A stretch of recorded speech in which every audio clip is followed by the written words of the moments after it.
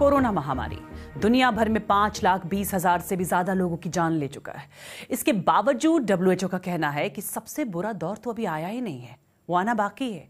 तो भला कौन कौन से देशों में इसके और फैलने की आशंका है और डब्ल्यूएचओ की इस चेतावनी के क्या मायने हैं, इसी पर बात करेंगे कवर स्टोरी में।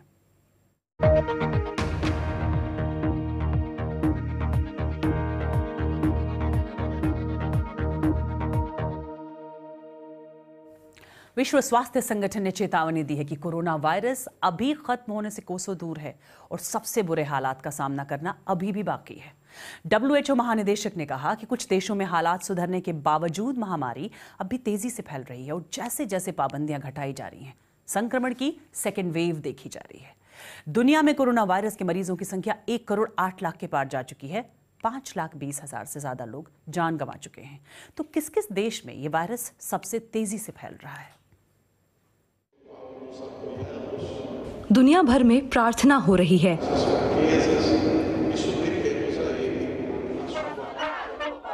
और विरोध प्रदर्शन भी। इसके बीच मौत का आंकड़ा बढ़ता ही जा रहा है। संक्रमण के करीब 15 लाख मामलों और 61,000 से ज्यादा मौतों के साथ ब्राजील दुनिया का दूसरा सबसे प्रभावित देश है। पहले नंबर पर है अमेरिका, जहां रोजाना संक्रमण के हजारों नए मामले सामने आ रहे हैं। फ्लोरिडा, एरिज़ोना और टेक्सास में शहरों को दोबारा खोलने की योजना रोक दी गई है।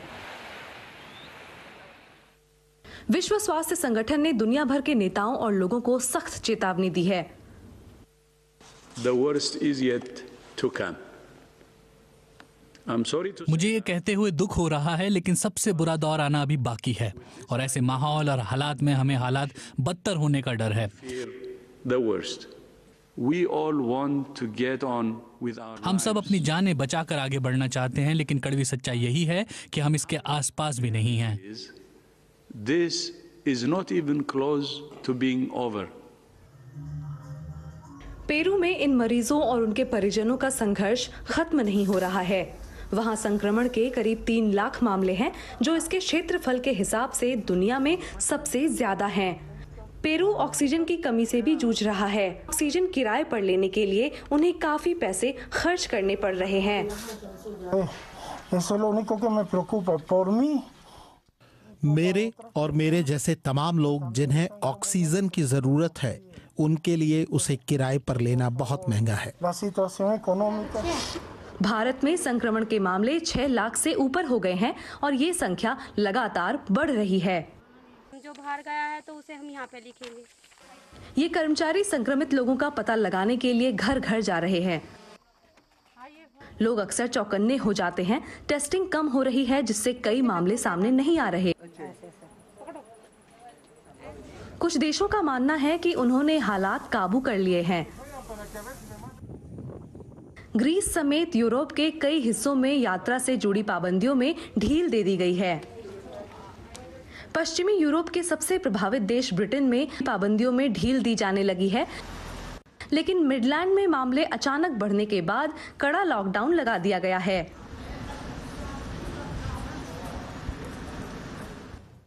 डब्ल्यूएचओ का कहना है कि संक्रमण रोकने के लिए हमें अंतर्राष्ट्रीय समन्वय को और बेहतर बनाना होगा। उसके मुताबिक आम लोगों की मदद से संक्रमण रोका जा सकता है। लोग आपस में दूरी रखें, नियमित अंतराल पर हाथ धोते रहें। स्वास्थ्य अधिकारी जोर दे रहे हैं कि अभी सब्र खोने का समय नहीं है, क्योंकि आगे सफर लंबा है। 4 जुलाई को अमेरिका में जश्न मनाया जाता है, लेकिन इस बार इस पर कोरोना वायरस का साया है। इस दिन वहां स्वतंत्रता दिवस मनाया जाता है, लेकिन इस बार पाबंदियों के साथ वहां पर जश्न मनाया जाएगा। वहां कई बीचेस को बंद कर दिया गया है, साथ ही किसी भी तरह की आतिशबाजी पर भी रोक लगा दी गई है। टेक्सास के गवर्नर ग्रेग अबॉट ने सार्वजनिक जगहों पर लोगों के मास्क पहनने की हिदायत दी है। वहां एक ही दिन में 8,000 से ज्यादा केस सामने आए हैं। टेक्सास अमेरिका के उन राज्यों में से एक है जिन्होंने सबसे पहले लॉकडाउन हटाया। ग्रेग अबॉट ने तब उम्मीद जताई थी कि राज्य की अर्थव्यवस्था इससे पटरी पर लौटेगी। जॉन हॉपकिंस यूनिवर्सिटी के मुताबिक पिछले 24 घंटों में अमेरिका में 54,000 से ज्यादा नए मामले आए हैं, जो अपने आप में एक रिकॉर्ड है। 4 जुलाई को अमेरिका की आजादी के दिन आमतौर पर न्यूयॉर्क में सैलानियों की चहल पहल रहती है, लेकिन कोरोना ने यहाँ पर्यटन का रंग बिगाड़ दिया है। टूरिस्ट भी अब घरों में बंद हैं। देखिए ये रिपोर्ट। समंदर से स्टैच्यू ऑफ लिबर्टी का नजारा शानदार होता है। हार्बर क्रूज से इसे देखने में भी कोई रुकावट नहीं है। न्यूयॉर्क में सैलानी बेहद कम है। महामारी का केंद्र होने की वजह से पर्यटक यहाँ नहीं आ रहे और शहर को रोजाना लाखों डॉलर का नुकसान हो रहा है। रायन फेंडर मैनहट्टन के बाउरी में एक होटल के मैनेजर हैं। अमेरिकी पर्यटकों ने कमरे बुक करने तो शुरू कर दिए हैं। रायन इस शीशे के पीछे से मेहमानों के स्वागत का तरीका तलाश रहे हैं। हॉस्पिटैलिटी उद्योग रिश्तों पर निर्भर करता है। मास्क पहनकर मुस्कुराने में वो गर्मजोशी नजर नहीं आती। अपनी भावना को आप सिर्फ आंखों से कैसे जाहिर कर सकते हैं। हमारे सभी साथी काम पर लौट रहे हैं और हम इसी बारे में बातें करते हैं।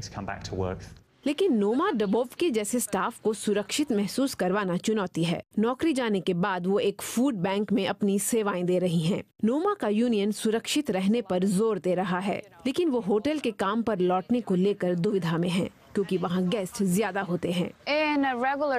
एक आम दिन में आने और जाने वाले गेस्ट मिलाकर 300 से ज्यादा लोग होते हैं। आपको जुलाई में काम पर लौटने की कितनी उम्मीद है?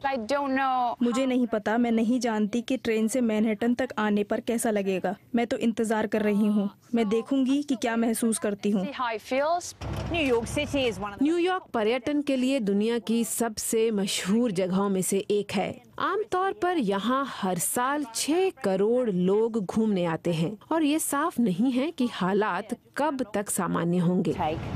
जोनाथन बाउल्स न्यूयॉर्क की इकोनॉमी पर काम करने वाला एक थिंक टैंक चलाते हैं। क्वींस के इस पार्क में 1964 में वर्ल्ड फेयर आयोजित हुआ था। वे कहते हैं कि इस शहर में गजब की क्षमता है।